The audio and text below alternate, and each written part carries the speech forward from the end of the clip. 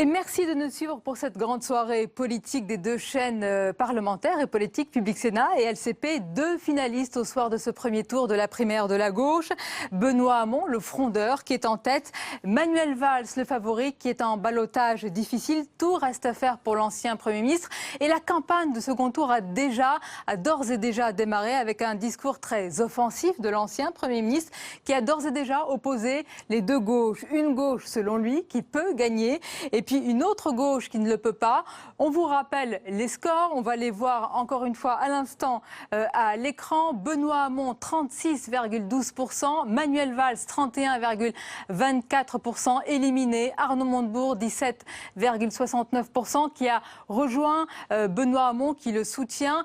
Pas encore d'intention, en tous les cas, de pronostic de vote pour Vincent Peillon et Vincent de Rugy qui vont rencontrer les deux candidats demain. On va revoir notre dispositif, Brigitte. Un dispositif exceptionnel, effectivement, Sonia, pour cette soirée spéciale sur les chaînes parlementaires. Nous sommes au QG de Manuel Valls avec Elsa Mondin-Gava. Nous sommes également au QG de Benoît Hamon avec Valérie Brochard, chez Arnaud Montebourg avec Nora Hamadi et puis chez Vincent Peillon avec Delphine Girard. Enfin, à la haute autorité où se trouve Saveria Rojek. Benoît Hamon arrive en tête ce soir avec 36,12% des voix. Benoît Hamon qui a pris la parole tout à l'heure depuis son QG. Je vous propose de l'écouter.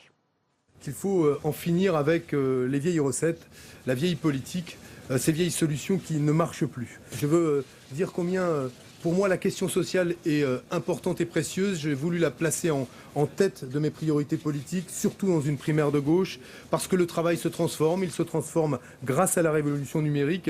Et il faut aujourd'hui se soucier des conditions dans lesquelles nous donnons aux Français les moyens de maîtriser cette transition, c'est-à-dire de choisir leur temps de travail plutôt que de le subir. Et je pense tout particulièrement à ceux qui aujourd'hui ont un métier difficile, un métier pénible. Aujourd'hui, vouloir la société du travail, c'est d'abord donner les moyens à ceux qui ont un travail pénible de pouvoir négocier avec leur employeur, être en capacité de changer le rapport de force, de réduire leur temps de travail. C'est le sens du revenu universel d'existence que je défends.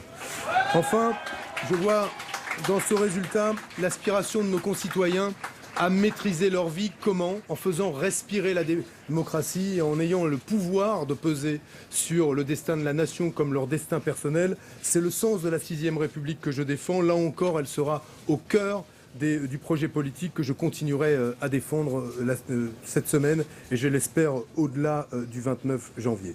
Les électeurs de gauche, c'est ma conviction, ont voté justement par conviction et pas par résignation. Sinon, ils ne m'auraient pas placé en tête de cette primaire. Ils ont donc décidé de faire de la question sociale et de la question écologique les deux termes d'un nouveau projet qui se tourne vers le futur, pas l'un ou l'autre, mais l'un avec l'autre. Et on va rester justement au QG de Benoît Hamon avec vous, Valérie Brochard. Et on imagine l'ambiance qui a été sur place ce soir tout au long de la soirée avec une dynamique réellement forte derrière l'ancien ministre de l'Éducation nationale. Oui, exactement. Ici, sur la péniche, les militants commencent à s'amasser près du bar. À l'arrivée de Benoît Hamon, c'était clairement la folie ici. Il y avait une cinquantaine de caméras, une meute incroyable. Des gens sont tombés. Le service de sécurité était clairement débordé. Benoît Hamon s'est éclipsé maintenant dans une tente à l'extérieur sur le quai, pendant que tous ses soutiens, Pascal Cherki, Mathieu Hanotin, Régis Juanico, sont partis porter la bonne nouvelle sur tous les plateaux télé et plateaux radio.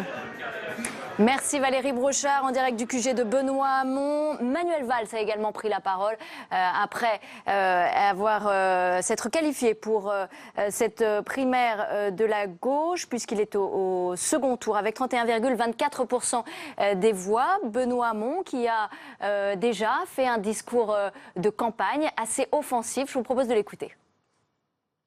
Et je suis heureux, oui heureux, de me retrouver face à Benoît Hamon, car une nouvelle campagne commence dès ce soir.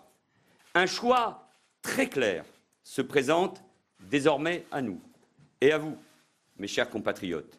Le choix entre la défaite assurée et la victoire possible. Le choix entre des promesses irréalisables et infinançables et une gauche crédible qui assume les responsabilités du pays. Oui, gouverner, c'est difficile, mais c'est aussi transformer le quotidien des gens. Emploi, sécurité, logement, santé, écologie. Je n'ai jamais opposé, jamais, le cœur et la raison, les valeurs, celles de la gauche, de la République, de la France, et l'exercice des responsabilités. Je refuse d'abandonner les Français à leur sort face à l'extrême droite qui détruirait notre pays, ou la droite, celle de François Fillon, dure, libérale comme jamais et conservatrice. Et on va rester au QG de Manuel Valls à la Maison de l'Amérique latine avec Elsa Mondin-Grava. Elsa, l'ancien Premier ministre, on vient de l'entendre, qui a déjà lancé la campagne de second tour sur un ton offensif, combatif. Mais cela sera-t-il suffisant? Toute la question est celle des reports de voix pour lui. Exactement, il y avait un peu deux mots ici ce soir au QG de Manuel Valls. Déception, puisqu'évidemment l'ancien Premier ministre n'est arrivé qu'en deuxième position, mais aussi motivation ici. On croit qu'une nouvelle campagne commence ce soir. On ne croit pas au report de voix favorable à Benoît Hamon. Il n'y a pas d'arithmétique en politique. Voici le message que martèlent les soutiens de Manuel Valls. Manuel Valls qui, dans son discours, a salué son adversaire Benoît Hamon avant de lancer l'offensive. Pour lui, les électeurs de gauche ont le choix entre une défaite assurée et une victoire possible. Manuel Valls hausse le ton. Cette semaine de campagne s'annonce tendue entre les deux hommes.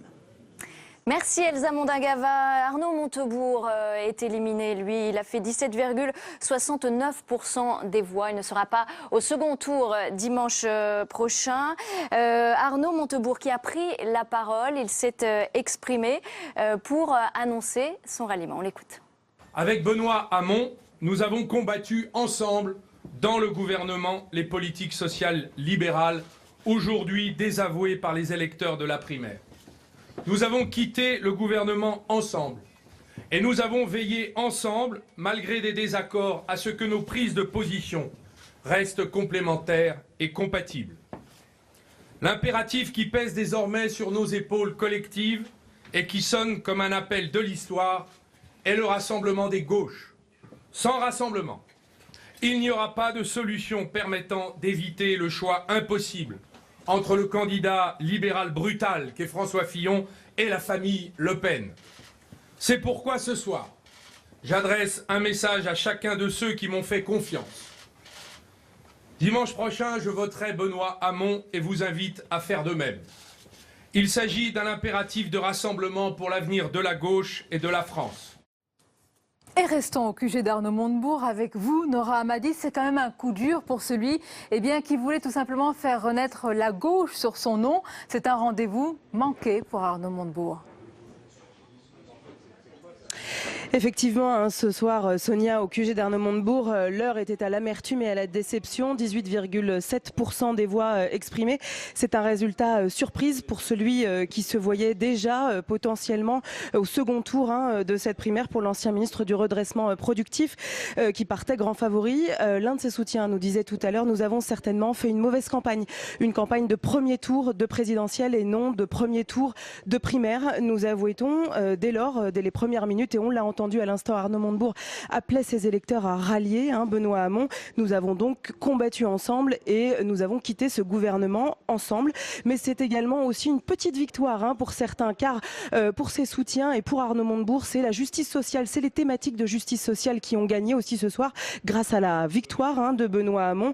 Les électeurs ont condamné ce quinquennat marqué par les politiques d'austérité, a martelé l'ancien ministre du redressement productif et donc l'ancien ministre Arnaud Montebourg a tenu à remercier ses électeurs et à souhaiter bonne chance à Benoît Hamon dans cette primaire et dans les épreuves qu'il aura à franchir, dont la première qui sera le second tour donc de cette primaire dimanche prochain et peut-être, s'il arrive en tête, le rassemblement de ces deux gauches irréconciliables théorisées par Manuel Valls. Merci Nora Hamadi en direct du QG d'Arnaud Montebourg. Pascal Perrineau, on y voit un petit peu plus clair ce soir avec donc deux finalistes, Benoît Hamon, Manuel Valls, après ce premier tour de la primaire de la gauche. Benoît Hamon qui bénéficie des reports de voix d'Arnaud Montebourg et qui semble avoir la dynamique avec lui pour ce second tour? Oui, au regard des résultats du premier tour, Benoît Hamon part avec un avantage. Cependant, on a vu dans le discours de l'ex-premier ministre une volonté de bousculer cette chronique d'une victoire annoncée. On verra s'il y a en particulier un mouvement de mobilisation entre le premier et le second tour. Parce que c'est vrai, on est très en deçà, par exemple, du score de 2011. Donc il y a des réserves dans ce qu'on pourrait appeler le peuple de gauche. Est-ce que ceux qui ont boudé les urnes aujourd'hui, qui pourraient aller de dimanche prochain aux urnes... Est-ce qu'il peut y avoir un sursaut? Il peut y avoir un sursaut. Il peut y avoir un sursaut. On peut déplacer les lignes du premier au second tour. Cependant, le rapport de force est difficile. Surtout que, à part le soutien de Sylvia Pinel, pour l'instant, oui. Manuel Donc, Valls ni Vincent Peillon ni François de Rugy ne se sont prononcés. N'a aucun soutien, puisque, en effet, l'électorat de Vincent Peillon, qui n'est pas complètement négligeable, il est quelque part entre 6,5 et 7 points, donc ça n'est pas négligeable. Vincent Peillon, pour l'instant, en effet, dit qu'il ne se prononce pas, qu'il appelle à voter, mais on ne sait pas en particulier quel sera son choix. Il y a les dynamiques que vous décrivez, et puis il y a le ton qui est déjà important. Peut-être qu'on peut se projeter déjà sur la campagne du second tour. On a entendu quand même une campagne qui démarre, j'allais dire, au bulldozer, avec Manuel Valls, qui attaque frontalement Benoît Hamon. On avait connu un moment Manuel Valls rassembleur, c'était au début de la campagne.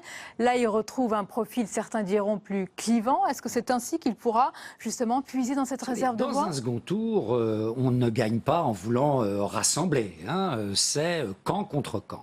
Et là, comment dire, le combat de Manuel Valls, le combat bipolaire qui s'annonce, que l'on voit commencer ce soir, est un combat qui est quelque part inscrit aussi dans l'histoire de la gauche socialiste. Vous savez, on parle, j'allais dire, depuis la nuit des temps. Le Parti socialiste est né au début du XXe siècle. On parlait déjà du conflit entre ce qu'on appelait à l'époque la gauche révolutionnaire et la gauche réformiste. Puis, sous Mitterrand, on parlait de la première et de la deuxième gauche. Aujourd'hui, on parle de la gauche irréaliste et de la gauche crédible. Les mots ont changé, mais ce combat bipolaire est toujours le même. Quelles sont les perspectives, alors, Jean-Daniel Lévy? Les perspectives, elles sont assez claires. C'est d'un côté ceux qui disent on va se battre en se disant qu'on a encore une chance de pouvoir non seulement être qualifié au deuxième tour de l'élection présidentielle, voire même de gagner la prochaine présidentielle, et ceux qui, de l'autre, ne sont pas intimement persuadés que la victoire est au bout du chemin, mais qu'il faut déjà porter le combat sur les valeurs et les idées. Et là, de manière quasiment mécanique, de manière quasiment arbitraire, on peut avoir ceux qui aujourd'hui votent pour Benoît Hamon, qui d'ailleurs ont voté sans être persuadés que Benoît Hamon non seulement allait arriver en tête, mais pourrait gagner la semaine prochaine, et qui disent on a voté autour du projet qui est porté par Benoît Hamon et qui nous parle et qui nous fait un peu vibrer. Et puis de l'autre, ceux qui ont voté en faveur de Manuel Valls et qui vont nous dire on n'est pas forcément fan, entre guillemets, du projet de Manuel Valls, mais au moins sa personnalité et sa capacité à pouvoir créer une dynamique qui va assurer plus que les autres la capacité de la gauche à pouvoir être présent au deuxième tour ou à être qualifié pour l'élection présidentielle, nous satisfont dans une certaine mesure. Et dans l'enquête qu'on a réalisée pour vous, on voit de manière extrêmement nette que d'une manière générale, l'électorat ne croit pas dans la victoire possible, ne croit pas dans la qualification possible au deuxième tour, mais les seuls qui, plus que les autres, y croient, ce sont les électeurs d'Emmanuel Valls. C'est probablement la raison pour laquelle... Détaillons ensemble, c'est-à-dire que finalement, ils ont d'abord voté pour celui qui pourrait incarner la gauche ou structurer la gauche française avant de voter pour le candidat qui pourrait être au second tour. Il y a cela, et puis de manière schématique, d'un côté, le vote pour une personnalité, Manuel Valls, la personne qui est dure au mal, si vous me permettez l'expression, la personne qui a en capacité de pouvoir porter le combat, qui a exercé ses responsabilités et qui aujourd'hui constitue les premières motivations de vote. On voit les motivations des personnes ayant voté au premier tour, donc l'honnêteté, le projet, assurer sa présence au second tour, la personnalité, la capacité à battre le FN à l'élection présidentielle. Et vous pouvez voir que parmi ce tableau, qui est un tableau plus long, on n'a pas pu tout afficher, la capacité à pouvoir être présent exactement au deuxième tour de la primaire arrive, vous le voyez, uniquement pour un peu plus, à peine d'un tiers des électeurs, et avec là des différences extrêmement nettes selon les types d'électorat. Est-ce qu'on pourrait dire, alors Pascal Perrineau, c'est presque le contre-coup finalement au quinquennat, et les électeurs de gauche ont tellement été secoués par la voix social-démocrate qui a été emportée qu'ils ont voté là, et ils ont comme un cri du cœur voté pour Benoît Hamon? Oui, mais si vous voulez, je crois que même parmi ces électeurs, il reste une tension. Est-ce que dans ces primaires, on a intégré la défaite, c'est-à-dire l'incapacité totale du Parti socialiste à être au second tour. À ce moment-là, le débouché naturel de cette attitude, c'est une logique de témoignage sur les grands principes, sur la rupture, sur le rêve. Et à ce moment-là, Benoît Hamon est beaucoup mieux placé, bien sûr, que Manuel Valls. En revanche, si, et ça a toujours été un problème dans la culture socialiste, c'est la logique du pouvoir. Exercer, être aux affaires, exercer le pouvoir qui l'emporte, à ce moment-là, Manuel Valls retrouve une petite fenêtre. Mais on a l'impression que les électeurs de gauche se sont presque fait une raison et que finalement, il n'y aura pas de candidat de gauche à l'élection présidentielle au second tour. Il faut faire attention aux dynamiques des primaires. Là, vous avez un premier tour où les socialistes se sont eux-mêmes surpris. Ils s'attendaient à être quelques-uns. Ils sont un peu plus nombreux que quelques-uns, puisqu'on est apparemment aux alentours de 1,7 million. Donc, ça n'est pas complètement négligeable. Donc, l'appétit vient en mangeant. Et on peut estimer qu'au second tour, il y ait un mouvement de participation amplifié. Et à ce moment-là, il peut y avoir, c'est pas la probabilité la plus élevée, mais il peut y avoir un élément de surprise et des gens qui se disent, ben voilà, on est tout de même plus nombreux qu'on le croyait, pourquoi pas retrouver la voie d'un socialisme, de gouvernement qui serait capable d'exercer le pouvoir. Et à ce moment-là, vous voyez que les critères même du vote, les critères du choix changent quelque peu. Donc tout est encore possible. Tout est encore Rien possible. n'est encore verrouillé. Vous savez, c'était un leader socialiste c'est pour ça que je vous le dis. Au moment du Front populaire, disait tout est possible. Merci Pascal Perrineau, merci Jean-Daniel Lévy. On vous retrouve dans une petite demi-heure. Nous allons accueillir un nouveau plateau politique. Mais avant cela, nous allons retrouver Delphine Girard qui se trouve au QG de Vincent Peillon à côté du député socialiste Patrick Bloch, directeur de campagne de Vincent Peillon. Oui, Brigitte, en direct avec Patrick Bloch. Bonsoir. On a entendu Vincent Peillon, il n'y aura pas de consigne de vote pour le second tour. Est-ce que vous regrettez cette décision ? Je ne regrette pas cette décision. Je crois que c'est une décision qui est en cohérence avec ce qui avait justifié sa candidature, c'est-à-dire le rassemblement de la famille socialiste et plus largement le rassemblement de la gauche, parce que c'est évidemment la condition première pour que la gauche soit présente au second tour d'élection présidentielle et puisse battre et la droite et l'extrême droite. Est-ce qu'elle peut encore être rassemblée, cette gauche ? On voit bien deux lignes politiques totalement à l'opposé qui s'affrontent entre Manuel Valls et Benoît Hamon ce soir. Il y a de forts antagonismes, ils ne sont pas nouveaux, et le quinquennat qui s'achève, notamment depuis 2 ans, a montré que ces antagonismes s'étaient fortement exprimés. Ils se sont exprimés à nouveau dans les urnes à travers un choix qui est le choix des électrices et électeurs de gauche, qu'on se doit d'abord de respecter, bien sûr, parce que c'est un choix démocratique, et à partir de là, se dire que, plus que jamais, celles et ceux qui veulent rassembler les socialistes ont du boulot, et incontestablement, pour eux, l'histoire continue. Est-ce qu'il va se déterminer pendant cet entre-deux-tours, Vincent Peillon ? Est-ce qu'il peut encore donner une consigne de vote d'ici dimanche prochain ? Il va appeler plus que jamais au rassemblement, c'est-à-dire à la capacité que nous sortions au second tour de cette primaire, rassemblés derrière celle ou celui ce soir, qui sera choisi par les électrices et électeurs de gauche, et permettre effectivement que ce qu'il a pu porter dans cette campagne se retrouve porté ensuite par le candidat qui aura été élu. Il a parlé d'un quinquennat difficile. Est-ce que ce n'est pas une critique en creux de Manuel Valls ? Il ne l'a pas exprimé seulement ce soir, que le quinquennat, pour reprendre son adjectif exact, avait été douloureux. Je pense qu'il fait un constat qu'il n'est pas le seul à faire, et je pense que les résultats de ce soir témoignent qu'une majorité d'électrices et électeurs de gauche, à travers leur choix de premier tour, ont fait le même constat.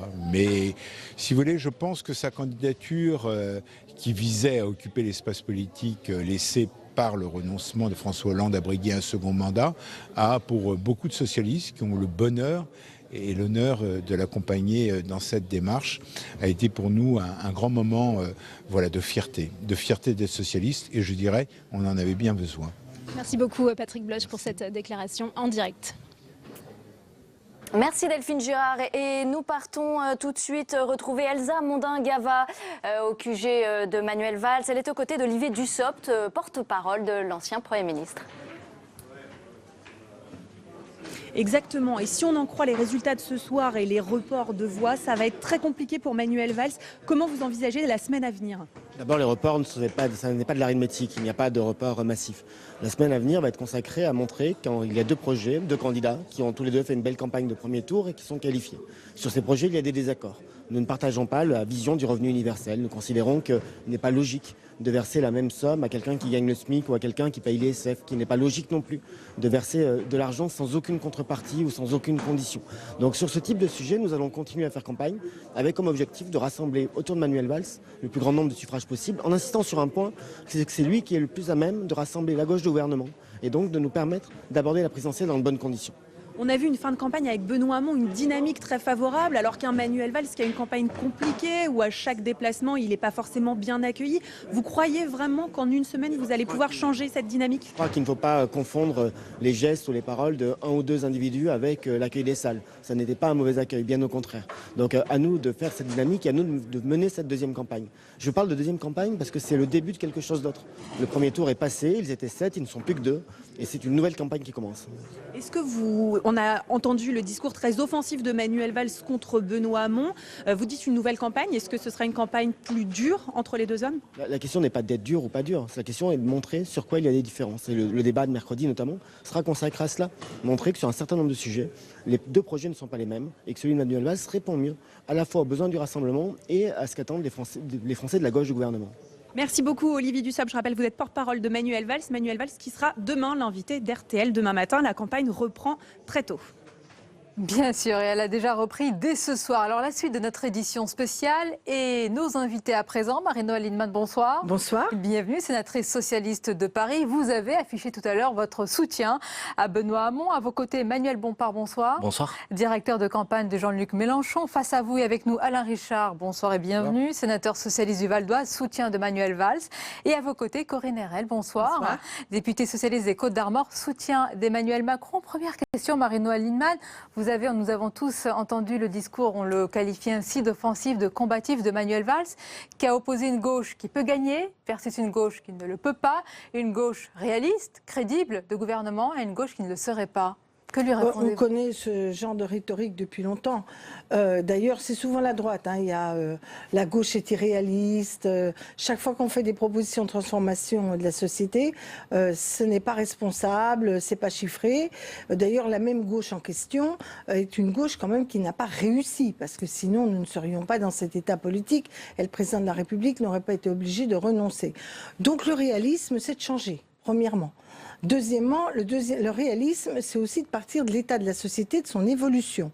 Et on ne peut pas laisser la modernité à Emmanuel Macron qui nous dit accompagnons tout ce qui est parti dans cette grande euphorie un peu positive, mais en même temps un peu euphorique, d'Emmanuel Macron, plutôt libéral de culture.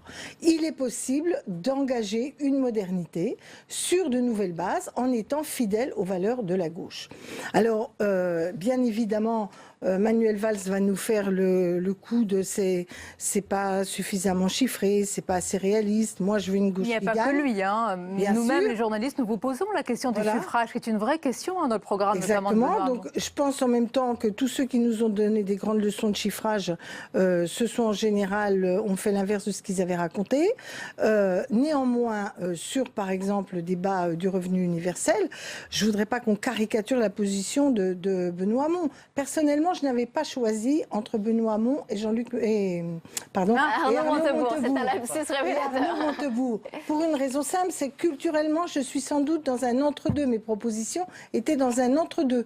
Par exemple, je proposais à la fois un plan de relance, parce que je crois à la valeur travail, je crois à la question des salaires, et en même temps, je proposais un revenu minimum pour les moins de 28 ans. Pourquoi ? Parce que l'autonomie de la jeunesse, les moyens de l'autonomie de la jeunesse... On va détailler ça. Alain Richard, vous soutenez Manuel Valls. Et c'est aussi pourquoi les jeunes ont massivement voté pour Benoît Hamon. Alain Richard, est-ce qu'il y a vraiment ces deux gauches-là, une gauche prête à gouverner et une gauche qui est plus utopiste, avec des mesures irréalisables, comme a dit Manuel Valls ? Oui, cette différence existe. Simplement, tout le monde a été au gouvernement. Et il y est resté quand même une certaine durée. Et il a accompli des mesures qui étaient... Dans le cas de Benoît Hamon, moi j'étais très content de certaines des propositions qu'il nous a faites pendant sa période de gouvernement. C'était très réformiste aussi. Et j'ai apprécié quand même le respect mutuel et la volonté de préparer le rassemblement dans toute la campagne du premier tour. Donc ça va rester, ça. Et puis les électeurs, ils préfèrent tout de même que nous soyons capables ensuite d'avoir un entraînement commun. En revanche, ce que je crois, c'est qu'une partie des motivations de vote de ce premier tour était un peu dans le rétroviseur. C'est-à-dire, au fond, comment une partie de ces électeurs, de ces 1 million, 700 ou 800 000 électeurs qui sont venus voter, réagissaient à ce qu'ils ont vécu pendant les 5 ans et ce qui les a marqués, ce qui les a influencés. Là, mais Alain Richard, c'est quand même un peu la victoire des frondeurs, non, ce soir, avec Benoît Hamon qui arrive en tête. J'essaye de faire un petit raisonnement. Allez-y, poursuivez votre raisonnement. Si on essaye de s'imaginer ce que sera la situation dimanche soir prochain, c'est-à-dire que là, on sera dans la ligne droite jusqu'au premier tour de l'élection présidentielle. Il est possible que la motivation principale des électeurs, c'est de dire qui va opposer une politique de gauche qui entraîne et qui rassemble face à Fillon. Ça va être ça l'enjeu. Et donc, si on fait cette comparaison-là, entre Benoît Hamon et Manuel Valls, il y a des différences. Il n'y a pas que des différences, il y a quand même eu des points de rencontre. Vous appelez les électeurs à regarder de l'avant, à regarder déjà pour la campagne présidentielle, ne plus penser au quinquennat. Ça paraît pas complètement irrationnel. Ça veut dire que Benoît Hamon jouait plus l'avenir du PS que la présidentielle ? C'est ce qu'on veut faire croire. C'est pas inexact comme présentation. Oui. Moi, je crois que c'est ce qu'on veut faire croire. C'est-à-dire, on veut nous faire croire que quand il s'agit de penser la transformation de la société, eh ben, on ne s'intéresse pas à la question du pouvoir. On voit partout dans le monde qu'il y a des chocs politiques. Ils ne sont pas d'ailleurs toujours très positifs quand on voit l'élection d'un Trump ou le vote du Brexit. Ces chocs politiques, ils viennent en effet, comme le dit Alain, en espèce de riposte, d'écho à des échecs ressentis, à une situation qui s'est dégradée. Et c'est vrai qu'il y a dans les choix qui s'opèrent à cette présidentielle en général et à notre primaire en particulier, à la fois une sanction ou un désaccord avec ce qui a été fait, mais il y a aussi une projection sur la manière dont on conçoit l'avenir. On va parler de cette projection, on va surtout également laisser réagir, c'est très intéressant. On a quand même 2 représentants de Jean-Luc Mélenchon et Emmanuel Macron, on l'a souvent dit, les 2 ombres qui planent sur cette primaire de la gauche. On va d'abord retourner... C'est exactement ce que j'allais dire, au QG, merci, au QG de Benoît Hamon avec Valérie Brochard qui va avoir les différents soutiens à son micro ce soir.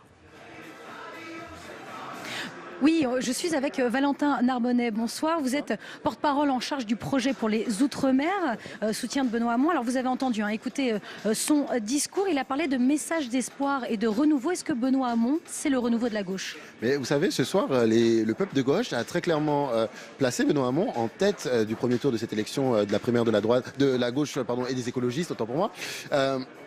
Donc, ce qui est surtout nouveau, c'est ce que nous apportons dans l'espace public depuis plusieurs mois. C'est le revenu universel, c'est notre vision sur le rapport au travail qui doit être partagé compte tenu de la raréfaction de celui-ci. C'est notre volonté de mettre tous les moyens en œuvre pour réussir notre transition énergétique et faire des Outre-mer le pilier de la France en termes d'énergie renouvelable en utilisant l'immense potentiel que ces territoires possèdent. C'est la vision que nous faisons de la jeunesse. Donc oui, tous ces sujets-là sont des sujets innovants et véritablement ce soir, le peuple de gauche a adhéré au projet que nous portons depuis plusieurs semaines. D'après vous, quelle tactique doit adopter Benoît Hamon face à Manuel Valls ?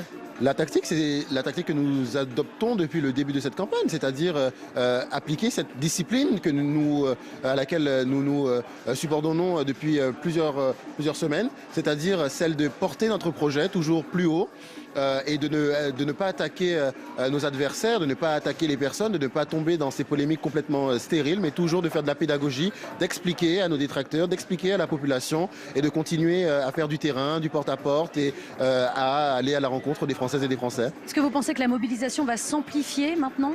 Vous savez, j'ai été attentif au discours de rassemblement prononcé par Arnaud Montebourg et par Vincent Payon qui, sans réserve, inconditionnellement, appellent à soutenir le projet de gauche, le véritable projet de gauche que nous portons avec Benoît Hamon. Donc vous savez, la dynamique qui est enclenchée autour de ce projet ne peut que s'amplifier la semaine prochaine. Merci beaucoup Valentin Narbonnet. Merci. Merci Valérie Brochard en direct du QG de Benoît Hamon. Corinne Erel, vous soutenez Emmanuel Macron. Est-ce qu'il se frotte les mains ce soir, Emmanuel Macron, quand il voit l'avance de Benoît Hamon ? Je pense qu'on ne peut pas s'exprimer en ces termes. Quelques réflexions. On est à 3 mois d'élection présidentielle. Et une primaire, elle a pour objectif de dégager un leader, d'arriver à enclencher un rassemblement de son propre camp et ensuite d'enclencher une dynamique. Or là, ce que l'on voit, c'est qu'on se trouve donc en finale de cette primaire avec 2 personnalités qui ont 2 lignes politiques différentes, 2 personnalités qui se sont ces dernières années fortement affrontées. J'en sais quelque chose en tant que parlementaire. Donc la question derrière est de savoir comment, à partir de 2 visions différentes de la société, avec des points de divergence assez forts sur la loi travail, sur les questions migratoires, sur le revenu universel, sur la question européenne, comment, au final, cette primaire va pouvoir dégager une ligne claire. Pour prolonger la question de Brigitte, nous avons fait... Est-ce que vous prenez avec Jean-Luc Mélenchon, Emmanuel Macron, en étau le Parti socialiste? Non, ce n'est pas la question. La question est de regarder. Nous sommes à 3 mois d'une présidentielle. Nous avons besoin d'avoir un chemin. Je pense que les Français ont besoin de clarté dans les choix et notamment de la ligne politique que l'on porte et qu'on ne soit pas sur ce que l'on pourrait appeler des compromis qui peuvent être parfois un petit peu bancals. Pas de compromis. Emmanuel Bompard, vous avez dit, enfin c'est surtout Jean-Luc Mélenchon qui avait jugé probable, je cite ces mots, un désistement du vainqueur de la primaire. Honnêtement, au vu de ce qui se passe ce soir, il y a une véritable dynamique. Ce n'est pas envisageable que le candidat, quel qu'il soit au soir du second tour, se désiste. Ah bon? D'abord, la dynamique dont vous parlez, c'est pas ce qu'on observe dans les résultats de ce premier tour.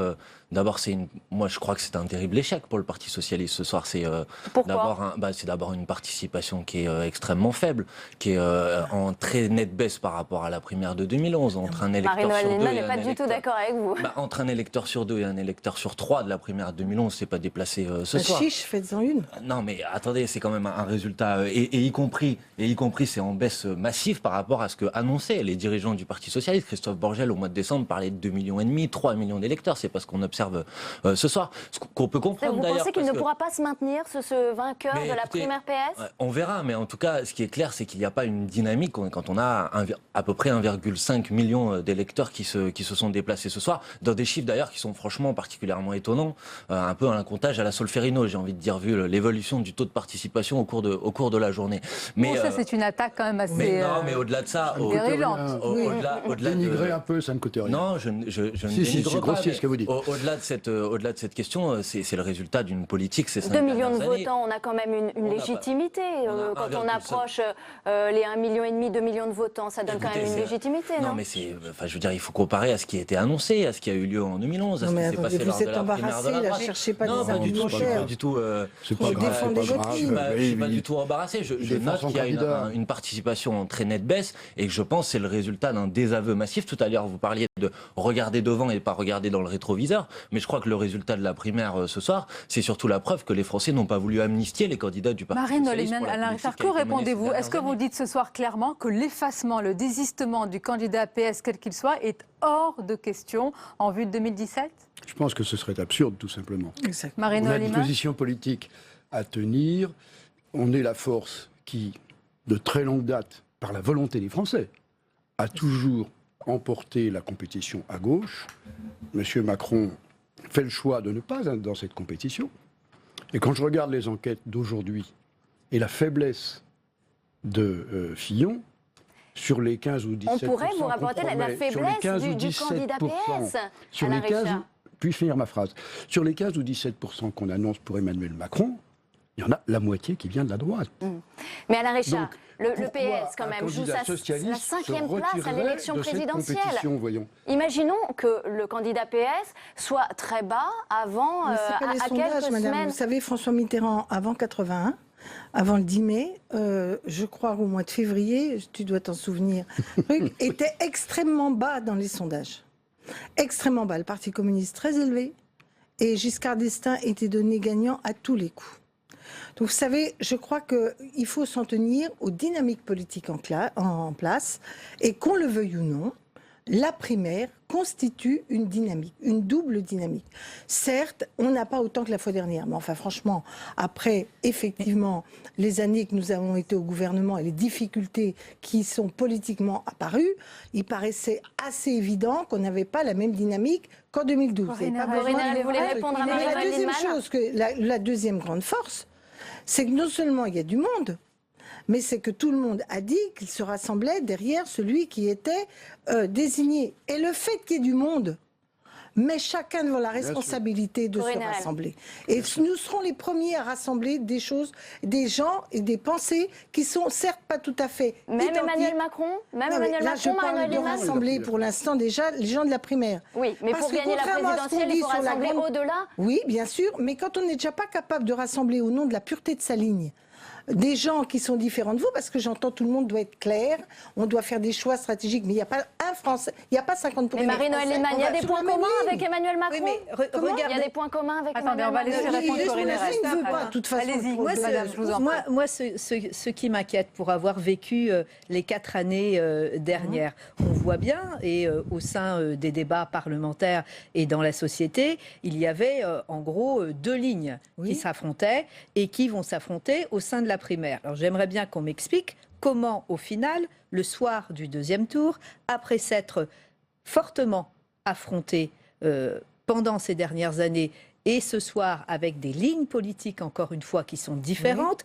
Un veut abroger la loi travail, l'autre veut la maintenir. Comment fait-on? Comment voulez-vous que le citoyen, à partir d'éléments textuels comme celui-là, mais également sur d'autres sujets, sur le sujet du revenu universel, si on écoute dans les débats, mais dans les débats, juste et je termine sur ma phrase. Différents candidats. Oui, mais ce ne sont si pas, c'était que la couleur de ce leurs ne sont cheveux. pas des différences, ce sont des divergences. Mais C'est là bien où sûr. est la difficulté. Et comme il y en avait donc, entre comment Michel voulez-vous Rocard et vous François arriver Mitterrand, je et pense qu'on a qu'elles fait des n'est pas- je programmes pense qu'elles qui ne sont essayaient- pas. Il n'y a pas eu autant, écoutez, je pense. qu'on a vécu des choses au congrès de Metz. Oui, mais regardez ce Eh qui ben, s'est passé c'était ces des dernières désaccords années. Et moi, je stratégiques. pense au contraire, Voilà, je veux sur juste l'unité de la finir, gauche. je vous laisse après, je vous laisse la parole. Je pense qu'il est particulièrement important dans l'objectif, c'est de gagner la présidentielle.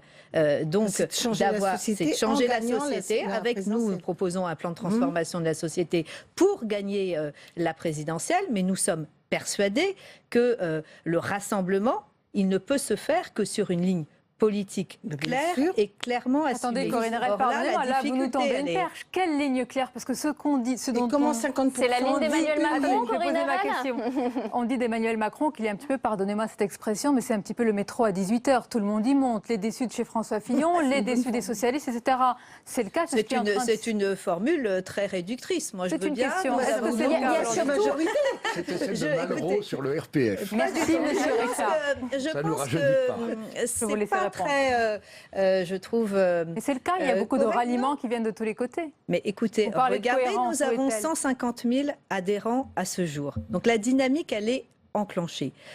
Nous avons un certain nombre de meetings. Je veux bien aujourd'hui, qui est capable de remplir autant de salles que le fait Emmanuel Macron? Bien sûr, mais on dit pas. C'est répété. Mais Corinne C'est Rest, on répété. parle de lignes, C'est- il y a quand même beaucoup de flou dans le programme d'Emmanuel Macron. Ah bon? Et pourquoi? Et sur Il lesquels? n'est pas détaillé. Bah, les Il 35 n'est pas heures, par détaillé. exemple. On Un ne jour, sait il pas. dit On qu'il ne faut que sait les pas jeunes travaillent. ce qu'il pense sur la fiscalité. Si vous écoutez textuellement ce qu'il dit au fur et à mesure des meetings, vous verrez bien, c'est développé ensuite, il l'a dit, il va présenter son plan de transformation à la fin du mois de février. Il y a un certain nombre d'annonces qui ont été faites sur la question européenne, sur la question de la santé, sur la question du Mais travail je prends un également. exemple, les Quelle 35 heures. perception? Dans le livre, parce que moi j'écoute et je Code du lis. travail, oui. Sur les 35, parce que je respecte quelqu'un qui défend ses positions. Il écrit dans le livre, son livre Révolution. Il écrit que, moi je suis une réformiste, donc j'aurais pas fait un livre sur Révolution, mais il écrit que les 35, on allait travailler de façon différenciée en heures de travail quand on était jeune et quand on était plus âgé, parce que quand on était jeune, on avait envie de travailler davantage. Et donc on n'est plus dans les 35 heures, puisque vous avez des horaires qui sont différenciés en fonction de votre âge. Puis ensuite, Il a répété au que grand la durée meeting, légale restait à 35 et alors après heures. au meeting, oui, Et non, mais ensuite, attendez, vous avez des c'est possibilités incohérent. de Non, vous avez c'est des incohérent. possibilités Alors, de mesdames, mais de toute modulation. on passera en revue le programme d'Emmanuel Macron puisqu'il va être décliné dans quelques semaines, je crois. Emmanuel Bompard, on va vous laisser la parole. Ouais, ce qui est intéressant, intéressant, je sais pas, mais c'est qu'on a l'impression d'assister un peu à un règlement de compte entre des anciens ministres de François Hollande. Mais aujourd'hui, qui peut croire que dans ce pays, c'est un ancien ministre de François Hollande qui a en capacité de réunir une majorité populaire derrière son nom pour battre la droite et l'extrême droite? Personne. Je pense que tout à l'heure, vous parliez des différentes enquêtes d'opinion. Je crois clairement, et encore une fois, le résultat de la primaire ce soir le démontre, il y a un désaveu massif pour tous ceux qui ont porté cette politique ces 5 dernières années. Jean-Luc Mélenchon est 4e quand on regarde ces sondages et Emmanuel Macron est mieux placé. Non, mais bien évidemment, mais il y a une campagne. Je crois que ça a échappé à personne qui arrive et qui vient. Vous parliez tout à l'heure de dynamique politique. Je crois que derrière la candidature de Jean-Luc Mélenchon, aujourd'hui, il y a une dynamique politique claire. Vous parliez de salles. Je crois que les meetings de Jean-Luc Mélenchon sont des gros succès populaires. Tout le monde le reconnaît. C'est plus de 200 000 personnes qui soutiennent aujourd'hui sa candidature. C'est un programme qui a été vendu à près de 200 000 exemplaires. Voilà, je crois que c'est et qu'il y a un programme clair avec des propositions. Mettons même 1,7 million.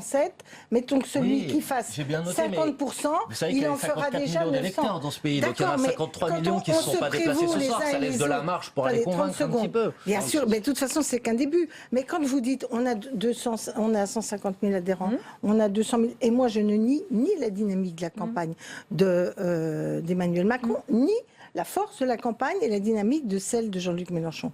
Je rappelle toutefois que, qu'on le veuille ou non, la primaire acte une mobilisation d'au moins 50% de 2 millions, j'y fais un peu fort, mais 1 million autour du candidat, à supposer même que ce soit très serré entre les deux. Mais ce que vous nous dites, c'est qu'il n'y a pas de rassemblement possible, alors. Mais ce que je vous dis, c'est contrairement à ce que nous dit notre collègue, le rassemblement, il est créé par la dynamique de la primaire elle-même. Alors on dira, c'est pas... Corinne n'est pas du tout d'accord avec vous.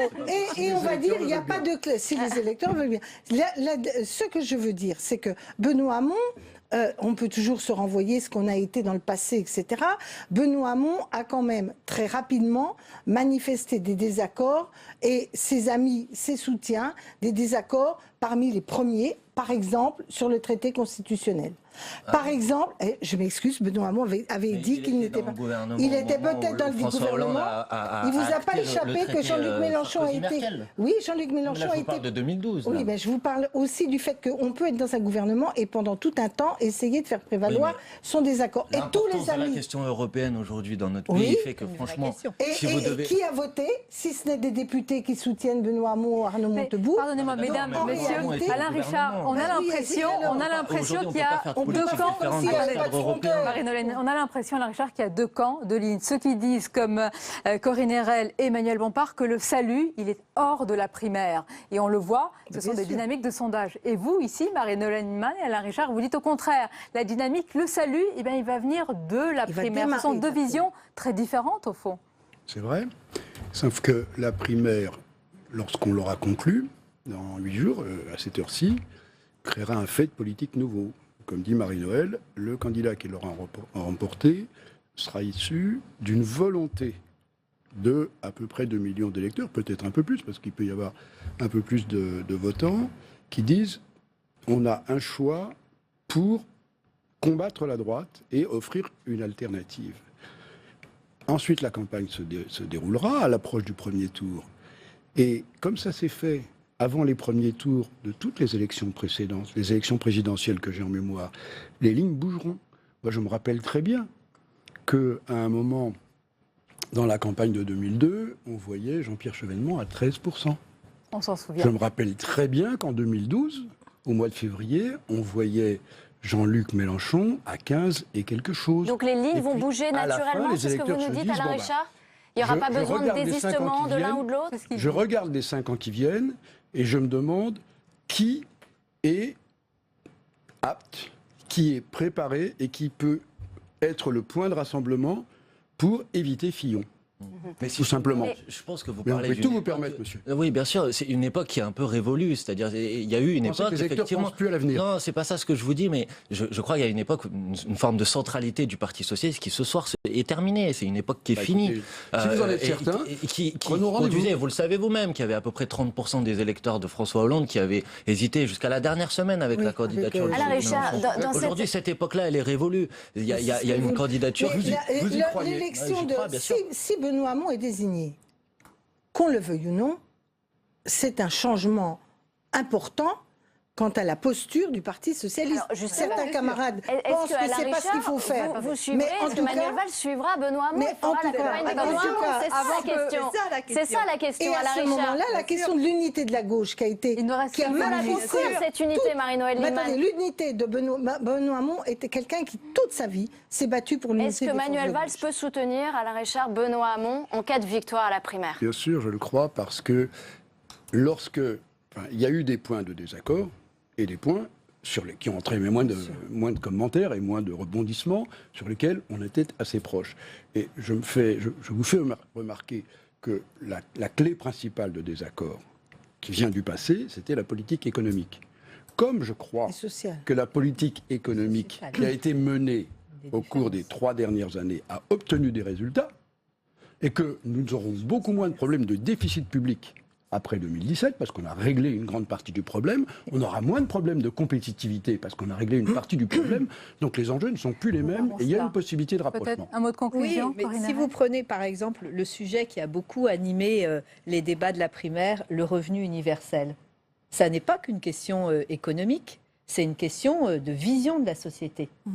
Là, par exemple, et de ce que j'ai entendu, il y a des positions qui sont diamétralement presque persuadé que si opposées. Benoît l'emporte, il sera amené à étaler sa proposition. Dans 3 mois, dans une élection présidentielle, sans être d'accord sur un sujet comme celui-là, moi, je vous encourage. Comme vous avez noté, Manuel Valls a pris position pour un revenu décent, que lui, il soumet à une condition de ressources. Qui est totalement différent du revenu universel.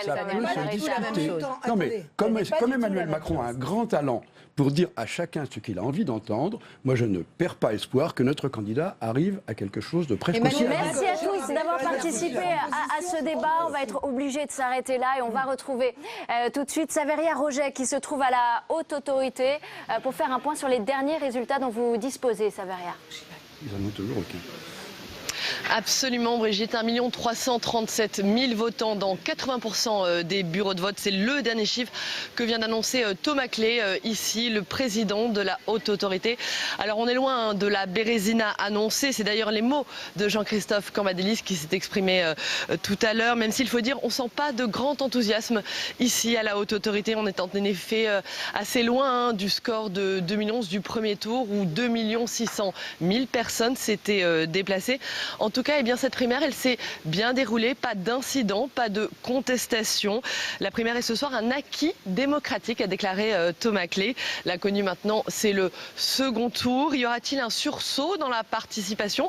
À qui va profiter cette mobilisation? Benoît Hamon, Manuel Valls. Réponse dimanche prochain. Merci à vous, Saveria Roget, et on va revenir en plateau, en direct pour la suite de cette édition spéciale avec à mes côtés Brigitte Boucher, LCP et Public Sénat partenaires ce soir et nos invités. Rebonsoir Jean-Daniel Lévy, directeur du département politique et opinion, Pascal Perrineau, politologue, spécialiste de sociologie électorale, notre chroniqueur Jean-Luc Gombaud. Et on accueille avec grand plaisir Véronique Reilsaut, bonsoir, spécialiste des réseaux sociaux et directrice générale de Dentsu Consulting. Je vais vous donner la parole dans quelques instants avec vous, c'est toujours très intéressant. On va voir les dynamiques également sur les réseaux sociaux et cette campagne de second tour qui a déjà commencé. D'abord, Pascal Perrineau, un résumé de la soirée. Quelles sont, à l'heure actuelle, les 2 forces en présence pour cette campagne de second tour? Il y a une force qui est Benoît Hamon, qui a pour l'instant, de manière claire, l'avantage. Pour 2 raisons. Il est arrivé d'abord en première position et sensiblement, si l'on en croit les chiffres dont on dispose, sensiblement devant Manuel Valls, 36,1 contre 31,2. Donc Benoît Hamon a créé l'écart. Et d'autre part, dans la perspective du second tour, sur le papier, étant donné les rapports de force, il bénéficie du report clair, net, du troisième homme. Du troisième homme, en l'occurrence Arnaud Montebourg, qui a rassemblé presque 18% des suffrages. Donc, bien sûr, l'arithmétique peut être dérangée, mais si on fait l'addition des suffrages qui se sont portés sur Benoît Hamon et sur Arnaud Montebourg, on est déjà au-dessus de la barre des 50% de suffrages exprimés. Donc on a un Benoît Hamon qui, pour l'instant, fait la course en tête et est le favori du second tour. Cependant, c'est vrai que la participation n'est pas aussi importante qu'elle l'était, par exemple, en 2011. Donc il y a certainement une marge de manœuvre. Et je crois que le débat qui aura lieu mercredi soir entre Manuel Valls et Benoît Hamon, qui risque d'être un débat beaucoup plus vif que ceux que l'on a connus, ce débat peut avoir un effet de mobilisation sur un électorat qui, pour l'instant, a boudé les urnes. D'où la question déjà peut-être des traces et des cicatrices, parce que si c'est un débat qu'on annonce déjà assez dur, assez violent, il peut déjà laisser des traces pour la suite. On a vu que le duel entre François Fillon et Alain Juppé avait laissé des traces et même un flou dans la campagne de François Fillon. C'est ça aussi le risque de la primaire? Ah, bien sûr, les hommes s'affrontent, ça laisse des traces, surtout quand au-delà de l'affrontement des hommes, il y a l'affrontement de vision de l'avenir, affrontement également des conceptions de l'action politique. Et l'on voit bien que commence à apparaître l'idée d'un côté d'un candidat d'une gauche peu réaliste, si l'on veut positiver, comme on dit aujourd'hui, d'une gauche à dimension utopiste, et de l'autre côté, d'une gauche qui se présente comme une gauche crédible, comme une gauche de gouvernement. Donc vous voyez, c'est plus que le choc de deux hommes. Vous savez, est-ce que le risque n'est pas un petit peu limité? Parce que effectivement, on ne voit pas cette gauche-là arriver au deuxième tour de la présidentielle. Jean-Daniel Lévy, elle est 5e dans les sondages aujourd'hui. Est-ce que ces sondages sont fiables, étant donné qu'on ne connaît pas le vainqueur de la primaire socialiste? Les sondages sont fiables à partir du moment où on leur fait dire... Quand on pose la question à un sondeur, c'est difficile de se dédire. Si vous me dites aujourd'hui, est-ce que les sondages ont vocation à prédire ce qui va se passer en avril prochain, évidemment, ce ne sera pas le cas. Par contre, ce qui est intéressant, c'est pas uniquement déjà les rapports de force que l'on mesure aujourd'hui, mais la perception que peuvent en avoir les individus. Et lorsque les électeurs vont voter, et lorsque les électeurs sont allés voter, dans le cadre de cette primaire, ils y allaient en ne pensant pas véritablement que la gauche avait la moindre chance de pouvoir gagner la prochaine présidentielle. Pire encore, ils sont intimement persuadés que de toute façon, la gauche ne sera même pas qualifiée pour le deuxième tour de l'élection présidentielle. Donc il y a cette élection qui se joue, il y a les fantômes de l'élection présidentielle qui existent, Emmanuel Macron d'un côté, Jean-Luc Mélenchon de l'autre, dans une certaine mesure François Hollande également, dont le spectre a un peu plané au-dessus de cette élection, mais avec des électeurs qui y sont allés en se disant il faut déjà voter soit pour un homme, qui est un homme fort, qui représente une capacité de pouvoir incarner la fonction présidentielle, c'est dans une certaine mesure Manuel Valls. De l'autre, celui qui donne le sentiment qu'il renouvelle fondamentalement les idées sans que vraiment les Français aient compris ce que ça voulait dire, cette histoire de revenu universel, en se disant, voilà, il y a deux lignes politiques et puis il y a deux approches de la politique qui peuvent s'effectuer. Au final, en se disant qu'on n'est pas associer les téléspectateurs et les internautes à ce que vous dites, puisque depuis tout à l'heure, pour tout vous dire, on a beaucoup de réactions sur les réseaux sociaux. Véronique Reissoult, est-ce qu'on retrouve ces deux approches, ces deux visions peut-être justement sur les deux gauches? réseaux sociaux? C'est la question à Jean-Louis Gombault, parce que je voulais juste vous faire réagir, énormément de réactions qui nous disent mais pourquoi qualifier une gauche de pas réaliste, de peu réaliste, et puis une gauche de crédible? Jean-Louis Gombault, est-ce que parce que depuis tout à l'heure, depuis le début de cette soirée, c'est ce que nous sommes en train de dire? Il me semble que parce que Monsieur Hamon a plus, c'est une idée qu'une proposition. C'est ça la différence. C'est une idée. C'est-à-dire, c'est quelque chose qui sort. Okay, ça fait longtemps qu'on parle de ce revenu universel. Tout à l'heure, je vous parlais de Milton Friedman, donc c'est pas nouveau. Mais ça fait 6 mois que ce truc est sorti et que tout le monde se précipite là-dessus, alors que derrière, il y a des questions absolument fondamentales sur la question du travail, du nombre d'emplois. Par exemple, Monsieur Hamon a avancé une idée également qui est intéressante. Je veux taxer les robots pour financer le revenu universel. Mais qu'est-ce que c'est qu'un robot? On sait ce que c'est qu'une taxe. Question, oui. Mais qu'est-ce que c'est qu'un robot exactement? Donc ça pose des questions absolument énormes. Donc en ce sens, on peut dire quand même qu'il y a quelque chose d'une hypothèse qui s'avérera positive, intéressante dans l'avenir. Je ne dis pas du tout le contraire, mais c'est tellement nouveau que c'est trop neuf, si je dirais quelque part. Alors on va partir sur les réseaux sociaux avec vous, Véronique Reissoult, voir si on retrouve ou pas ce clivage, ces deux visions de la gauche. Alors, on retrouve ces deux visions, c'est plus, en fait, on retrouve surtout une envie de changement, ce qu'on a pu les uns et les autres constater. Et ce soir, ce qui était frappant, c'était de regarder les mots les plus associés à M. Hamon face à M. Valls. Et en fait, les mots qui sont les plus associés à Benoît Hamon ce soir sont les mêmes que pour François Fillon le soir du premier tour. C'est-à-dire que c'est les mots sincérité et les mots honnêteté et les mots courage. Donc 3 trois mots qui sont associés au changement, à cette envie que les Français ont de nouvelles solutions. Alors, est-ce que c'est en taxant les robots? Est-ce que c'est avec des nouvelles formules? Je ne sais pas, mais en tout cas, très clairement... En tout cas, une curiosité autour de Benoît Hamon ce soir. Et ce symbole d'honnêteté et de sincérité qui, visiblement, est quelque chose qui leur parle. Après, les mots qui sont associés à Manuel Valls ce soir, c'est plus difficile, comme d'ailleurs toute la semaine, parce qu'en fait, c'était difficile de comprendre exactement ce que les gens pensaient, parce que il y a eu le mot 49.3 qui est revenu toute la semaine et cette histoire de gifle qui a un peu masqué la réalité de ce que les uns et les autres pensaient. Vous diriez qu'elle a eu un effet, vous, sur la campagne? Elle a eu en tout cas un effet qui est que la parole de Manuel Valls ne s'est pas entendue si clairement sur les réseaux sociaux parce que cette histoire a quand même beaucoup fait parler, sans doute trop pour qu'on puisse prêter attention à ce qu'il avait envie de dire. De la gifle, nous vivons, Pascal Perrineau, quand même un moment politique inédit. Il y a eu, rappelons-le, un renoncement d'un président de la République, une primaire de la gauche qui s'est tenue en un temps record. On a souvent dit que c'était une campagne éclair. Et quand même, Manuel Valls, un ancien premier ministre qui n'est pas sorti au premier tour, contrairement à deux grandes personnalités politiques de la primaire de la droite, quand même, Alain Juppé et Nicolas Sarkozy. On peut dire, même si ça va être très compliqué pour lui, qu'il s'est maintenu.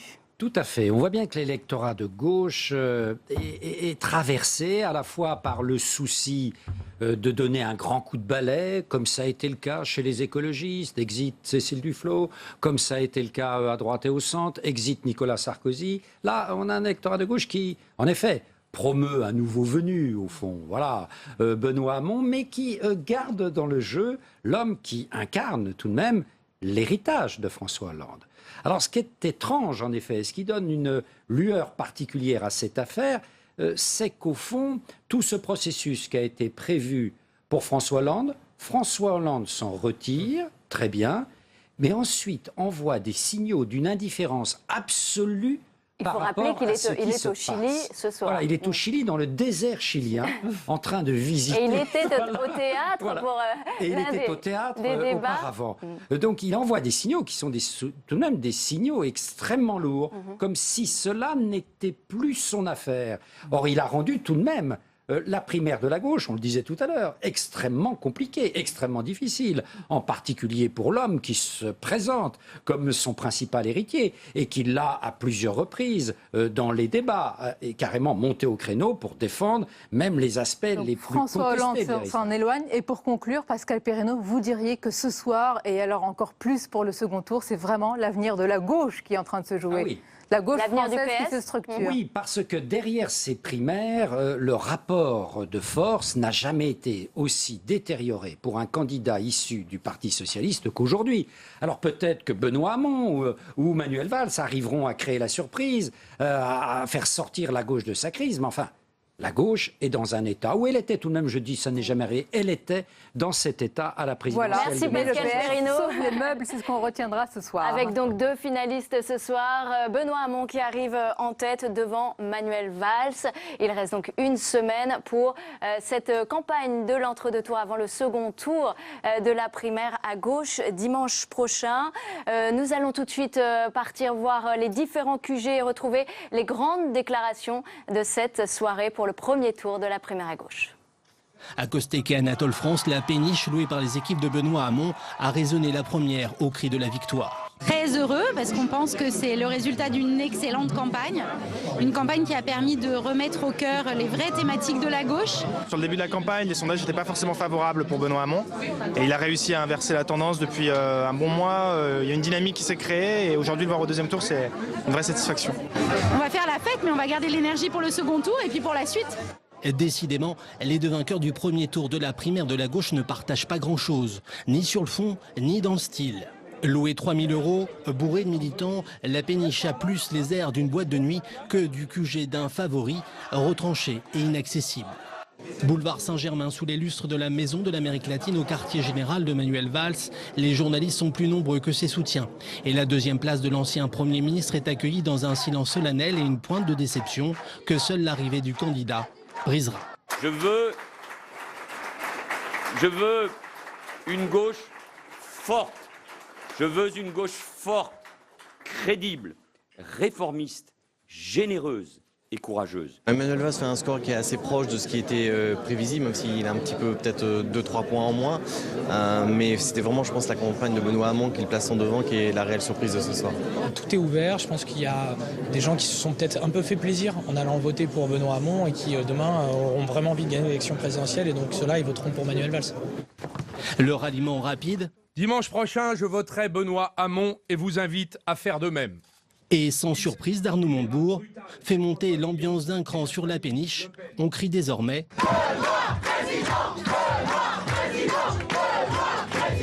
Arrivé en taxi, sa parka sur le dos, le candidat paye lui-même sa course devant les caméras avant de se frayer difficilement un chemin parmi ses militants. Les électeurs de gauche, c'est ma conviction, ont voté justement par conviction et pas par résignation. Sinon, ils ne m'auraient pas placé en tête de cette primaire. Ils ont donc décidé de faire de la question sociale et de la question écologique les deux termes d'un nouveau projet qui se tourne vers le futur, pas l'un ou l'autre, mais l'un avec l'autre. Bon dernier d'un scrutin qui aura réuni près de 2 millions de personnes, Jean-Luc Benamias, entouré de quelques fidèles, aura passé la soirée presque en spectateur dans un bistrot, livrant une analyse dans un style bien à lui. Ça va se jouer à très peu. Enfin, ça va se jouer à très peu entre Benoît Hamon et Manuel Valls.